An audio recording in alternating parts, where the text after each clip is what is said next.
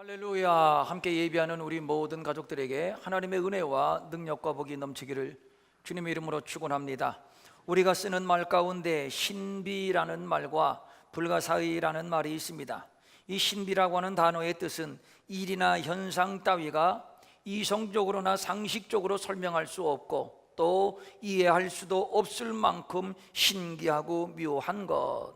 그리고 불가사의라고 하는 말의 뜻은 보통 사람의 생각으로는 도저히 미루어 헤아릴 수 없을 만큼 이상야릇한 것. 한마디로 말해서 신비나 불가사의라고 하는 말은 과학적으로나 상식적으로 이해가 안 되고 설명이 안 되는 사건들 그리고 사실들을 의미하는 것입니다. 그래서 흔히 세계의 불가사의를 말하면서 이집트의 피라미드, 바벨론의 궁중정원, 올림푸스의 제우스상, 중국의 만리장성 등등을 말하기도 하는 것인데, 그런데 이렇게 사람이 손으로 만든 작품 말고 불가사의의 역사, 불가사의의 나라 하나를 말하자면 그것은 곧 이스라엘일 것입니다. 역사적으로 이스라엘은 평안했던 적이 별로 없습니다. 크고 작은 전쟁이 수도 없이 많았고 세계의 제국으로 등장했던 나라들은 어김없이 이스라엘을 속국으로 삼았습니다. 이집트, 아시리아, 메데페르시아, 헬라, 로마 등등 이런 나라들이 제국으로 등장하면서 이스라엘을 삼켰습니다. 아시다시피 이런 나라들은 역사상 세계를 제패했던 강국들입니다. 저들은 힘만 키우면 어김없이 이스라엘을 집어삼켰습니다. 이런 제국들 말고도 구약에 나오는 블레셋, 에돔, 암몬, 모압 등등 이런 나라들이 줄기차게 이스라엘을 괴롭혔습니다. 이스라엘을 역사의 불가사의라고 말씀드린 이유가 있습니다. 없어졌어도 진작에 없어지고 망했어도 진작에 망했어야 할 나라입니다. 그런데 망하지도 않고 없어지지도 않고 지금 저렇게 버젓이 역사의 무대에서 큰 소리치고 있다는 점이 바로 그렇습니다. 특별히 AD 70년에 로마의 티토 장군에 의해서 예루살렘이 함락되고 아브라함의 자손 이스라엘은 세계의 고아처럼 나그네처럼 흩어지게 되었습니다. 이스라엘은 역사의 무대에서 사라졌습니다. 아브라함의 자손을 기억하는 사람은 아무도 없었습니다. 특별히 히틀러로 대변되는 나치의 반유대주의야말로 유대인을 완전히 비인격화, 비인간화시키는 데 가장 성공적이었습니다. 끊임없는 선전책동으로 일반 독일인의 눈에 유대인을 사회적인 불황자, 전적인 구계자로 보이게 했습니다. 그래서 세계 2차 세계대전 이전에 독일인들은 조직적으로 유대인들은 겁쟁이, 성적 타락자, 더러운 착취자, 위험한 혁명가, 그리고 궁극적으로는 해로운 유인원이라고 교육을 받았습니다. 유대인들에 대한 독일인들의 박해는 가히 돌을 넘었고 식을 줄 몰랐습니다. 그들은 어디서든지 유대인들이 발견되기만 하면 닥치는 대로 체포하여 수용소로 보냈습니다. 베를린에서는 수십만의 유대인들이 정처 없이 떠나 흔적 없이 사라져버렸고, 프랑스에서는 13,000명의 유대인들을 체포해서 아우슈비츠 수용소로 보냈습니다. 네덜란드, 슬로바키아, 그리스에서도 수많은 유대인들이 학살당했습니다. 특별히 폴란드의 아우슈비츠는 나치가 세운 수용소 가운데서 가장 최대 규모였습니다.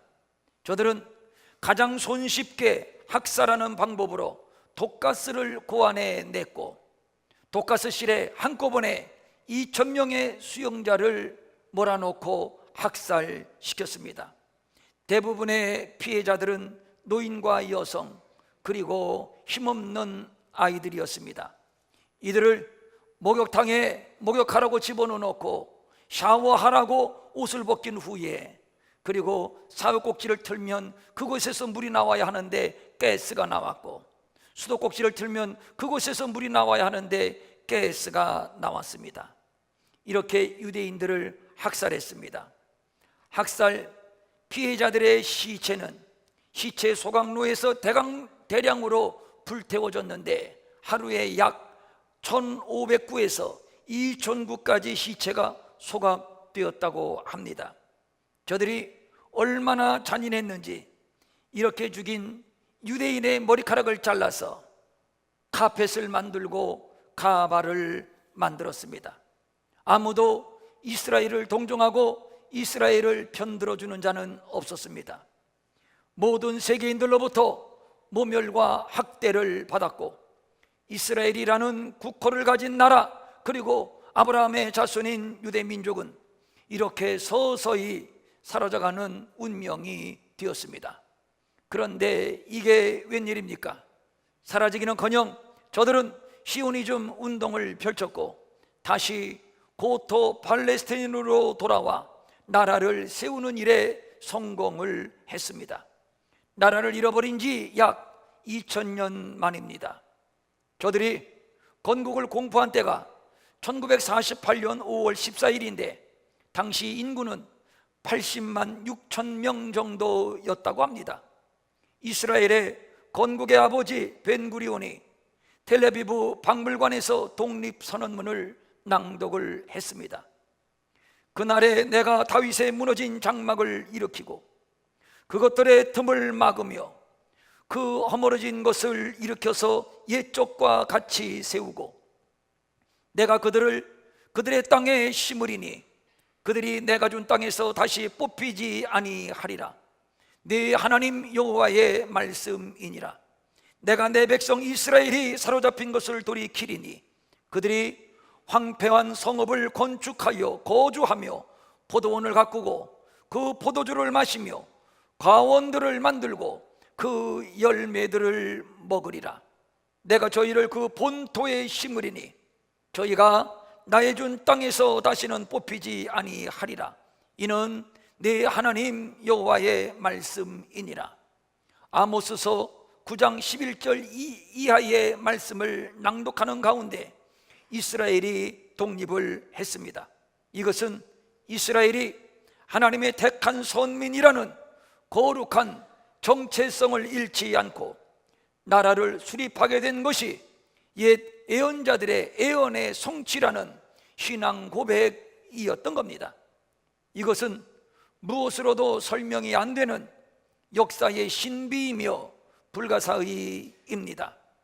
오늘 본문은 남유다의 제10대 왕이었던 우시야 왕이 죽던 해를 배경으로 하고 있습니다. 우시야라고 하는 이름의 뜻이 여호와의 능력인데 그는 유다 역사에서 가장 중요한 인물 가운데 하나입니다. 그는 이전에 누구보다도 탁월한 왕이었습니다. 그의 재임 기간 동안 유다는 최고의 전성기를 부과했습니다. 그런데 우시야는 나라가 부강해지자 교만해지기 시작을 했고 급기야는 왕의 권력을 누리는 것에 만족하지 못하고 제사장 노릇까지 하려다가 하나님의 징계로 문둥병에 걸려 끝내 죽었습니다.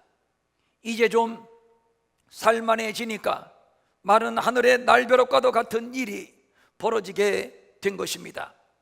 이 사건은 유다 사람들에게 큰 충격이었고 또 큰 절망이었습니다. 이제 그나마 유다에게 소망은 끊어졌습니다. 우시야와 같은 기댈 수 있는 기둥이 없어졌기 때문입니다. 이 같은 일은 당시 선지자 이사야도 마찬가지였습니다. 충격도 컸고 상심도 컸습니다. 그리하여 그가 할 수 있는 일은 하나님의 성전에 나아가 엎드리는 것뿐이었습니다. 이때 선지자는 놀라운 광경을 목격하게 됩니다. 스랍들이 하늘 보좌의 하나님을 향하여 이렇게 외칩니다. 3절입니다. 거룩하다 거룩하다 거룩하다 만군의 여호와여, 그의 영광이 온 땅에 충만하도다. 여기에 아주 중요한 교훈이 있습니다. 우시야 왕의 보호자가 막강한 보호자임에는 틀림이 없습니다. 그리하여 그 보호자에 앉아 통치하는 동안 국력을 신장시키고 백성들을 편안하게 해 주었던 것도 사실입니다. 그래서 우시야가 불시에 죽었을 때 선지자를 비롯해서 백성들이 절망 가운데 빠지게 된 것입니다. 바로 이러한 때에 하나님은 이사야 선지자에게 하늘 보호자를 보여주셨는데 이는 매우 의미심장한 일입니다. 우시야 왕이 앉았던 보호자는 땅의 보호자요, 하나님이 앉으신 보호자는 하늘의 보호자입니다. 땅의 보호자는 아무리 막강해 봐야 교만하면 버림을 받는, 그러니까 대단한 보호자 같지만 사실은 초라할 수밖에 없는 보호자요, 반면에 하늘 보호자는 거룩한 보호자요, 영광의 보호자요, 그 보호자에 앉으신 분은 만유를 다스리시는 만군의 여호와 하나님이시니, 그러므로 이사야야, 그러므로 내 백성 유다야, 너희들은 안심하라, 이것입니다. 세상 나라를 다스리는 보호자는 땅의 보호자가 아니라 하늘 보호자입니다. 이사야는 우시야에 의해 선민의 나라가 다시 중흥될 것을 기대하고 그에게 기대를 걸고 소망을 두었습니다. 그러나 그가 죽음으로 소망은 무너지고 절망이 찾아왔습니다. 요즘 말로 말하면 멘붕이 온 것입니다. 이때 하나님은 이사야에게 하늘 보호자를 보여주셨습니다. 이사야는 그곳에 좌정하신 만군의 여호와의 영광을 배웠습니다. 그 영광을 보니까 갑자기 소망이 생기고 갑자기 힘이 생깁니다. 그래서 그는 하나님 앞에 이렇게 결단합니다. 내가 여기 있사오니 나를 보내소서. 그러나 현실은 녹록하지 않습니다. 본문 10절입니다. 이 백성의 마음을 둔하게 하며 그들의 귀가 막히고 그들의 눈이 감기게 하라. 염려하건대 그들이 눈으로 보고 귀로 듣고 마음으로 깨닫고 다시 돌아와 고침을 받을까 하노라. 말씀이 참 어렵습니다만 정리하면 이렇습니다.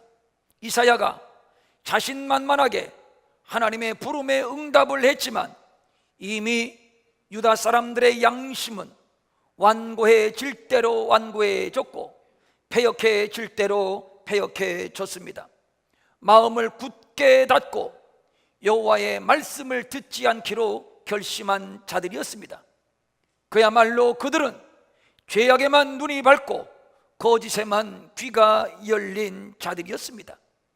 이사야가 나가서 말씀을 전한다고 해서 쉽게 돌이킬 것이 아닙니다. 그러므로 이미 심판은 정해졌습니다. 10절입니다. 이 백성의 마음을 둔하게 하며, 이 말씀의 더 깊은 의미는 마음에 기름 가득 덮이게 되었다라는 의미입니다.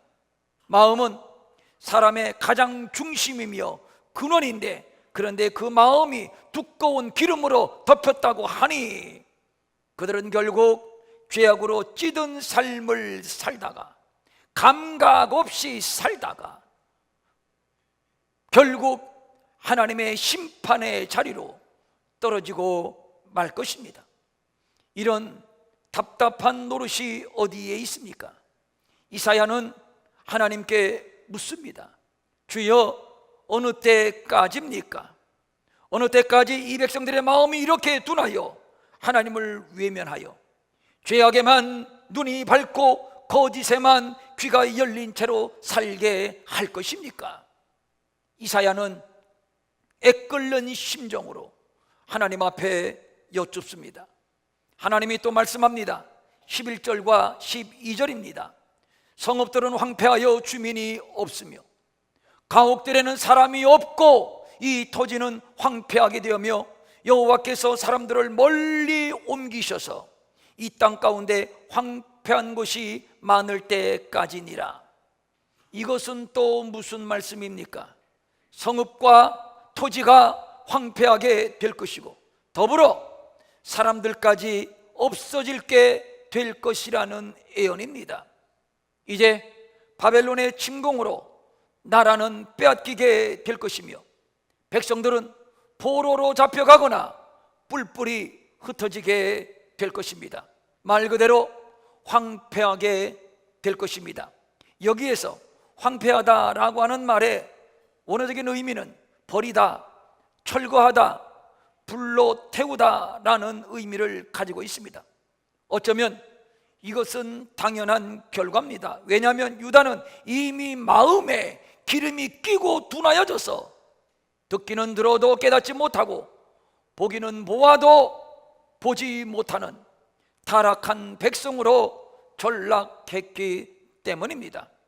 성읍은 황폐하여졌고 주민은 흩어 없어졌고 역시 토지도 황폐하게 될 것입니다. 이것은 결국 하나님의 심판을 의미하는 겁니다. 하나님께서 아브라함을 택하셨을 때부터 하나님의 뜻은 가나안 땅에서 아브라함의 자손이 영원히 사는 것이었습니다. 그 땅은 젖과 꿀이 흐르는 기름진 땅이요, 하나님의 택한 백성들이 여호와 하나님을 섬기며 제사를 드리는 거룩한 땅입니다. 그런데 하나님께서 이 땅을 황폐하게 하셨습니다. 저들을 이 땅에서 흩으셨습니다. 이것은 이스라엘의 입장에서는 절망일 수밖에 없는 것이고 이스라엘의 역사는 이대로 끝, 이대로 종말입니다. 그런데 하나님께는 늘 신비한 반전이 있습니다. 불가능 가운데 가능이 있고 절망 가운데 소망이 있고 죽음 가운데 생명이 있습니다. 또 오늘 본문 13절의 표현을 빌립니다. 밤나무와 상수리나무가 배임을 당하여도 그 그루터기는 남아있는 것 같이 거룩한 씨가 이 땅에 그루터기니나. 밤나무와 상수리나무가 배임을 당했습니다. 이것은 지금 유다의 운명입니다.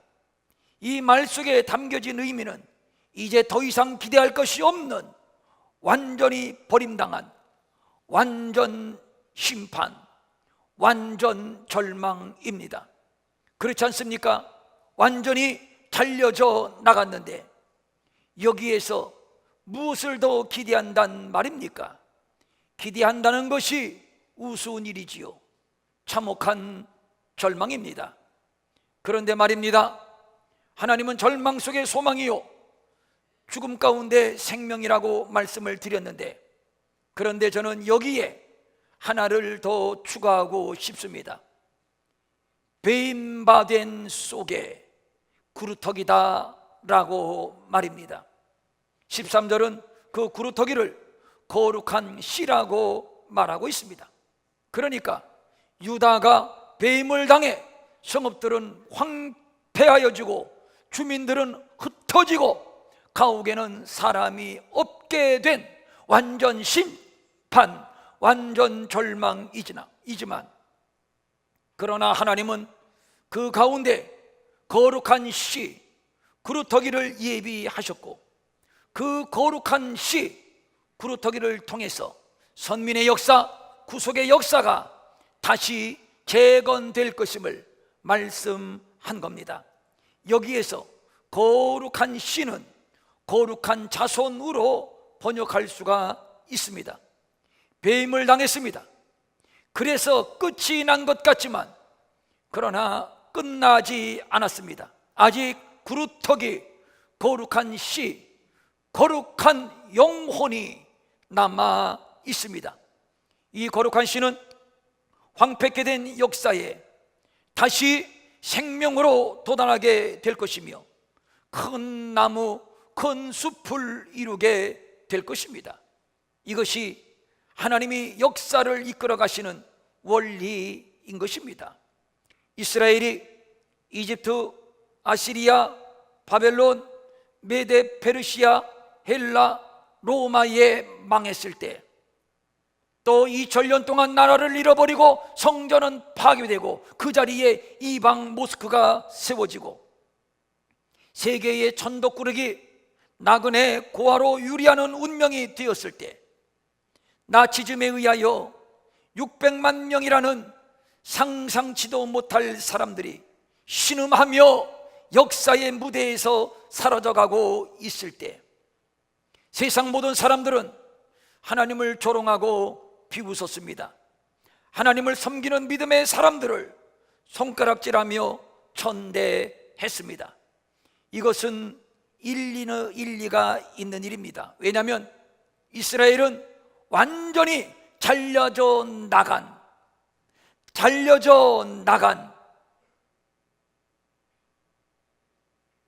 이제는 더 이상 그들에게서 어떤 기대도 소망도 발견할 수 없었기 때문입니다. 알고 보니 큰소리 치던 여호와 하나님은 죽은 신이었습니다. 선민이라는 자비심으로 똘똘 뭉친 이스라엘은 하나님께 속았습니다. 그래서 비웃는 것, 어쩌면 당연한 것입니다. 그렇습니다. 배임을 당했는데 무슨 소망이 있고 무슨 기대가 있습니까? 비웃음, 조롱, 모멸 100번, 1000번 당해도 할 말이 없습니다. 그러나 역사의 신비, 역사의 불가사의가 있으니 하나님은 구루터기 곧 거룩한 씨를 예비하셨고 마침내 그 씨에서 싹이 나게 하셨고 또 울창하게 하셨으니, 그리고 아브라함의 씨, 그 땅에서 인류의 구주 하나님의 아들 독생자 예수 그리스도가 나게 하셨으니, 그리고 그 땅에서 십자가로 구원을 완성하시고 또 그 땅에서 성령이 임하시고 그 땅에서부터 교회가 시작되게 하시고 또 그 땅에 장차 우리 구주 예수님이 재림하실 것이니 그것이 지금 저 이스라엘입니다. 그러므로 이스라엘의 하나님은 살아계신 하나님이십니다. 하나님은 저 이스라엘을 통해서 지금도 역사를 운영하고 계시며 그 땅에 오신 예수 그리스도를 통한 구원의 역사는 오늘도 성공적으로 진행되고 있습니다. 그러므로 결국 역사는 하나님의 뜻대로 되어질 것입니다. 구루터기를 통해서 말입니다. 엘리야는 하늘을 열고 닫는 권세를 가진 자였고 불을 내리기도 하고 비를 내리기도 한 이스라엘을 대표하는 선지자였습니다. 그도 사람인지라 너무도 힘들고 지쳐서 하나님께 이렇게 하소연합니다. 이스라엘 자손이 주의 언약을 버리고 주의 제단을 헐며 칼로 주의 선지자들을 죽였고 하나님 오직 나만 남았습니다. 그들이 이제는 내 생명을 찾아 빼앗으려고 합니다. 정말이지 너무도 힘듭니다. 이때 하나님이 엘리야에게 하신 말씀이 이것이었습니다. 엘리야야, 바알에게 입맞추고 그들에게 무릎 꿇지 아니한 자 7,000명을 내가 준비시켜 놨어.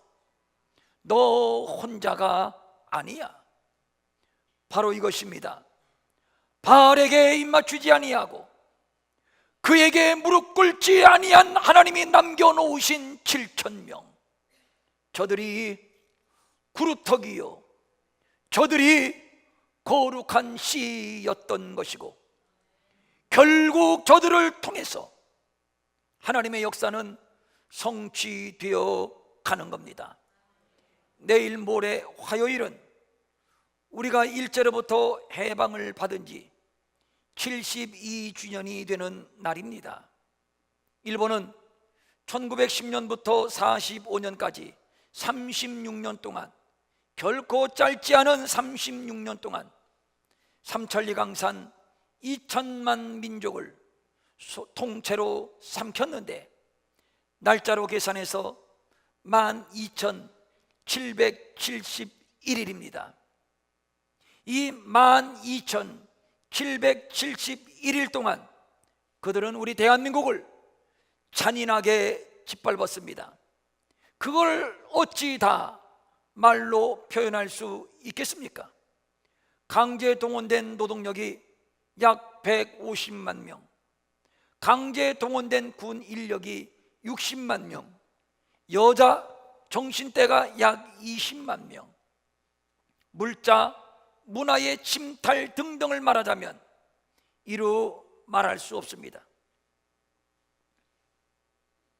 이때 우리는 누가 봐도 완전히 배임을 당한 신세였습니다. 그러나 기적적으로 해방을 맞았습니다. 온 국민이 거리로 뛰어나와 손에 태극기를 들고 대한독립 만세를 외쳤습니다. 그런데 해방의 기쁨도 잠시, 1950년 6월 25일 한 동족끼리 전쟁이 일어났습니다. 참으로 불행한 민족입니다. 엎친 데 덮친 격이라고 어찌 이런 일이 있을 수 있습니까? 이 전쟁으로 인해서 한국군 62만 명, 북한군 93만 명이 죽었고, 전쟁 고아가 10만 명, 이산 가족이 1,000만 명이 발생했습니다. 나라는 완전히 폐허가 되었고, 거리는 부모를 잃은 고아들, 거지들로 가득했습니다. 대한민국은 완전히 배임을 당했습니다. 그때 우리의 대통령은 세계에 돈을 빌리러 다니는 구걸하는 거지였습니다. 누구도 우리의 대통령을 만나주지 않았습니다. 누가 거지를 만나줍니까? 만나면 도와달라는 것뿐인데 말입니다. 그리고 70년이 지난 지금 세계는 대한민국을 바라보면서 경악하고 있습니다. 완전히 배임을 당해 완전히 죽은 줄로만 알았던 대한민국이 언제부터인가 싹을 내더니, 또 언제부터인가 쑥쑥 자라기 시작을 하다니, 또 언제부턴가 물창한 숲을 이룬 것입니다. 민주주의를 이루었지요. 또 세계 10위권의 경제 대국으로 성장했지요. 지금의 대한민국은 지난날의 거지 대한민국이 아닙니다. 우리의 대통령이 세계의 굴지의 대통령과 어깨를 나란히 하면서 세계의 현안을 논의할 정도로 대국이 되었습니다. 우리가 얼마나 대국이 되었는가는 세계인들은 다 아는데 정작 우리만 모릅니다.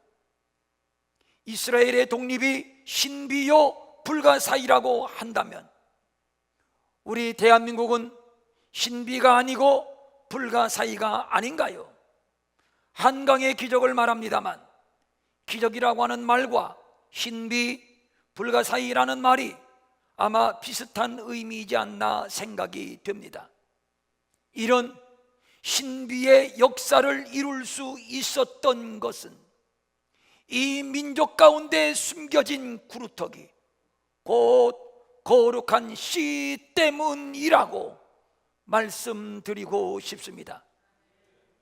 일제 36년 치하에서 아무런 소망이 없을 때 구루터기들은 나라의 독립을 위하여 교회당 바닥에 엎드려 눈물로 밤을 지새웠습니다. 뿐만 아니라 학교를 세웠고, 고아원을 세웠고, 병원을 세웠고, 그리고 중요한 것은 술, 도박, 조상제사 등등 말 그대로 요즘 많이 쓰는 말이죠, 5천년의 적폐를 청산했습니다. 그리고 앞장서서 독립운동을 했습니다. 독립운동사를 보면 해외에서 독립운동하던 투사들은 어느 곳에 모이기만 하면 그곳에서 예배부터 드렸습니다. 고려인들, 조선족들 사이에 복음화율이 높은 이유가 바로 여기에 있습니다. 지난날 우리 민족은 교회로 몰려들었습니다.